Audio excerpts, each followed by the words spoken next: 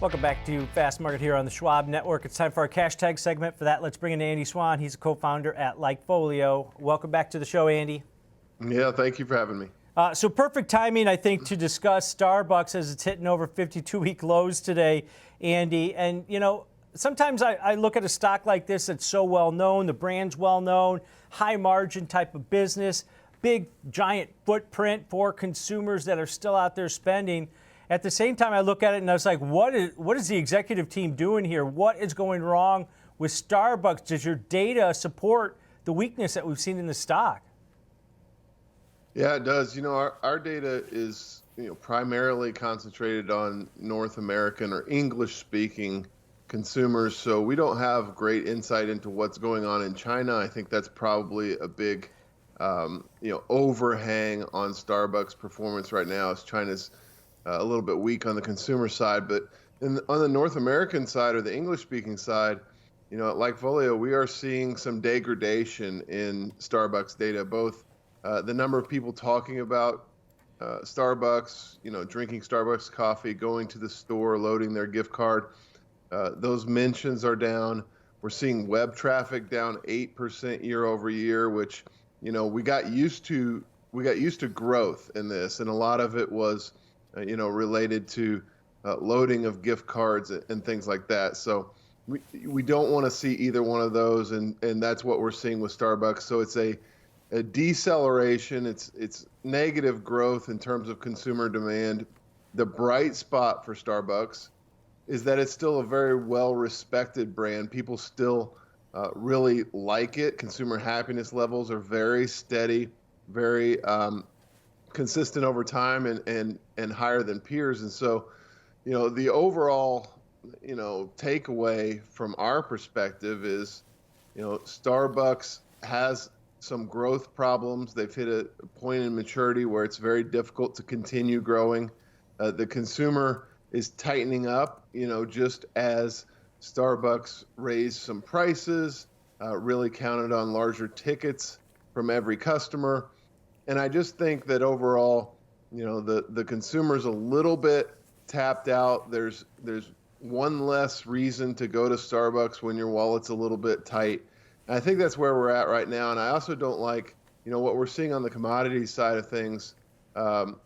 We feel like there's also some anticipation by Wall Street that their input costs could be on the rise in a significant way, and some question whether or not the consumers that they serve can handle that. And I think it's a really valid question moving forward.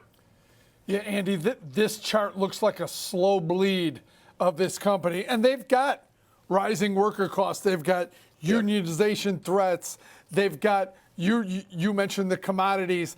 They've got tensions over East between the U.S. and China that may be hurting that thing that made this stock so attractive, which was growth. Right? Yep. They always could be counted on, like you just said, for growth. Now, here's the question. The stock has drifted down here and lost years and years of their value off the stock. At what point does your data and Likefolio start to make it look like it's a value to add it down here? It's like you say when, if the earnings came out, but it rallied in earnings, so we got less bullish. Does this sell-off make you more bullish on this name?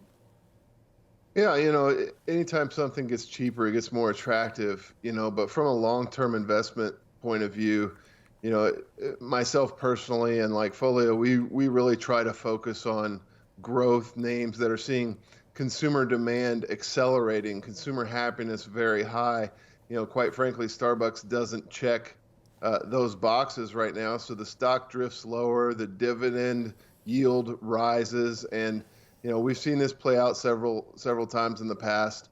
I do think Starbucks is getting close to where you could start to call it a value. I think that in terms of Likefolio's data perspective, the stock is right in line with what we would expect given the degradation of consumer demand. And so we really like to focus on the names that are growing. And I think one of the competitors to Starbucks that few people think about, is the energy drink sectors.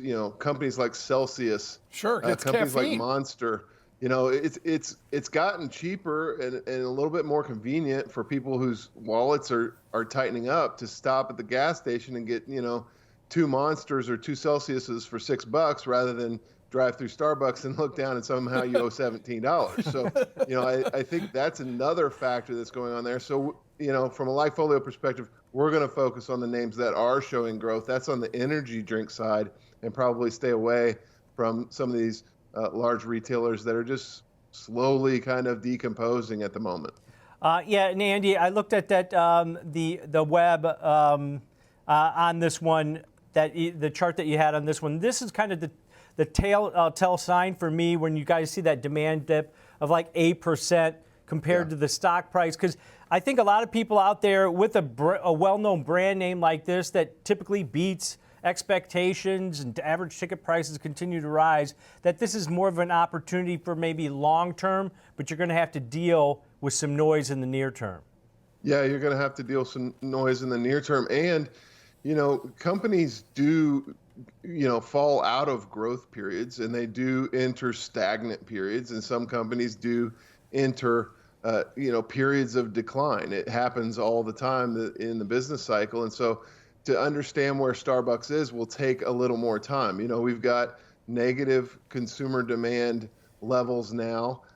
You know, if we look 6 months from now, if they're still negative, a year from now, if they're still negative, then Starbucks just might not be the company that you think it is anymore. And it could go into a different category. And I think that's the way investors need to think about this is Starbucks in the category of growth that I thought it was still? And if the answer has changed, then your approach should change. Yeah, a reset maybe of this stock, and I think it's been going through that for a while. All right, great stuff, great data as always, Andy. Appreciate it. Thank you. All right, that's Andy Swan, co-founder at Lifefolio, breaking down Starbucks.